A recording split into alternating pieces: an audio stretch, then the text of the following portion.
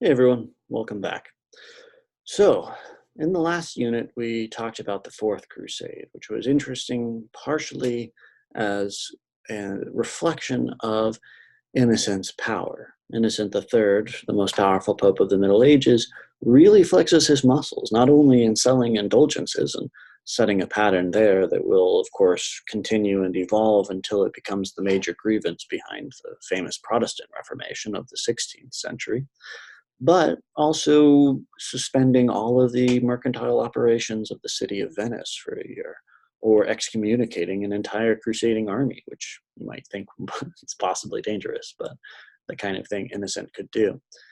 And the Fourth Crusade, which not really by Innocent's intention, but significantly, I think, with his ultimate approval, you might say, post factum, ends up conquering Constantinople. And that really is interesting because even though it's the culmination of these trends that we could trace back to the first century and not first century, the First Crusade, and the souring relations between these crusading Latin European states and the Byzantine Empire, is the first time that you get a major crusade launched against Christian target.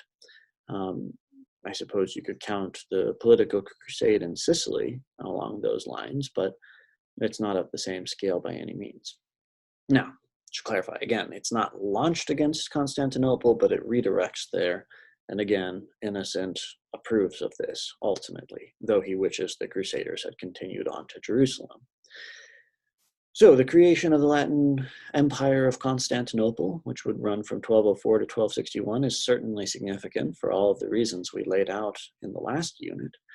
But it also reflects this, evolution of the idea of crusading away from, you know, initially what it was as this kind of heavily armed pilgrimage to the Holy Land with the specific aim of retaking Jerusalem, to a more broad kind of defense of the Christian holdings against any kind of external threat, and then with the Wendish Crusade as an early indicator of what's to come in this unit, an attempt to just convert pagans, totally unrelated.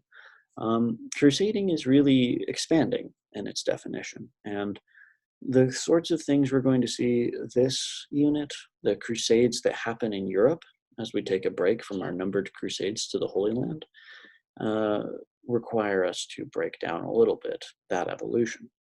Ultimately, you could see two trends in the development of crusading. One is leading the sort of official crusades toward the ultimate destination of any papally sponsored conflict against people defined as the enemies of Christ. And as you can imagine, that could be used very broadly, even potentially simply defined as the enemies of the Pope. So, for example, it doesn't matter so much if the objectives are basically purely secular, Innocent, and we'll talk more about this in the next unit, will reframe the Reconquista in light of a crusading sort of ideal in Spain that has nothing to do with retaking the Holy Land. It's not against the same group of Muslims or anything like that. But even against enemies of the papacy who are Latin Christians. You'll get to see how Innocent ultimately is going to direct a crusade against Sicily for the secular political strategic objective of retaining control over the regency of a young Frederick II, who is quite the character you're going to see in a couple of units. So, secular political targets in Europe, perhaps most startlingly, more crusades to attempt forced conversion of pagan groups living in Europe. Now, these northern crusades that get elaborated in this period, kind of a continuation of that first initial attempt against the Wends. And finally, crusades against heretics. Most dramatically, of course, the Albigensian Crusade, also launched by Innocent III, into southern France from the years 1209 to 1229. It's a 20-year-long bitter struggle in southern France to suppress a particular group of interesting heretics called the Cathars.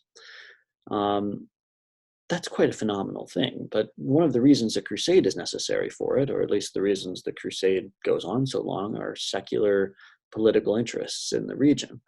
the Count of Toulouse, who's sort of sheltering the pagans, not the pagans, sorry, played right into the rhetoric there, sheltering these heretics, is doing it partially for political reasons, partially just out of a spirit of tolerance, though he himself is not a Cathar.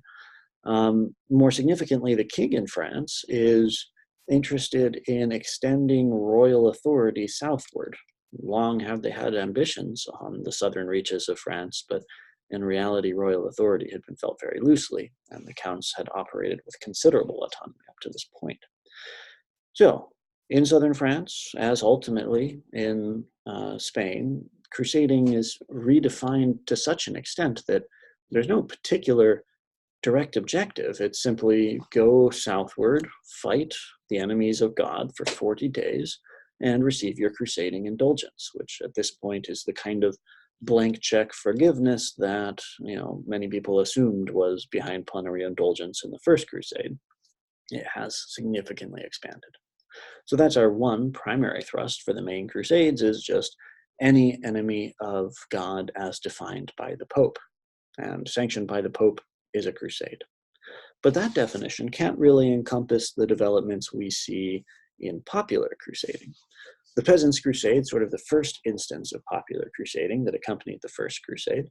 But now, moving on into the High Middle Ages here, we're seeing more of these popular crusades like, the Children's Crusade, the Shepherd's Crusade, that sort of thing, emerge. And these are done without papal approval, without church approval or secular approval either. They're just by popular impulse. They are implicitly anti-clerical, therefore. If you get this Children's Crusade movement that is at its core suggesting that the reason crusade after crusade after crusade has failed is because the people leading the crusades are unworthy, ultimately drawing on Bernard of Clairvaux's explanation for the failure of the Second Crusade, as you saw back then. Maybe the Pope's unworthy to call it. Maybe that's part of the problem. So a crusade led by innocents, as you were, children very loosely defined in many cases. Or sometimes they could be much more explicitly anti-clerical. The Shepherd's Crusade, you read Matthew of Paris's account of it, and it is partially driven to massacre priests in France. That these are part of the problems now. There's obviously deeper social issues at stake here, but the religious issue of anti-clericalism has been advancing significantly through the progress of the Middle Ages and Christian uncertainty about wealth. This is something that unites those, shepherd crusaders with, say, the Cathars, and with other heretical groups like the Waldensians and the Humiliati at first in Europe. They are all critiquing the wealth, the sort of secular obsession of the church, and usually with it, the growing extent of papal authority, which is so emblematic of these Middle Crusades. So, this first thrust of the extension of crusading to any enemy of the Pope, and the second thrust of popular crusading aimed somewhat at the church and at the Pope, are obviously going in divergent directions, but it shows us the expanding definition of crusades and the expanding application of the crusading ideal in very significant ways, I think. All right, so enjoy these readings, and I look forward to seeing your thoughts on them.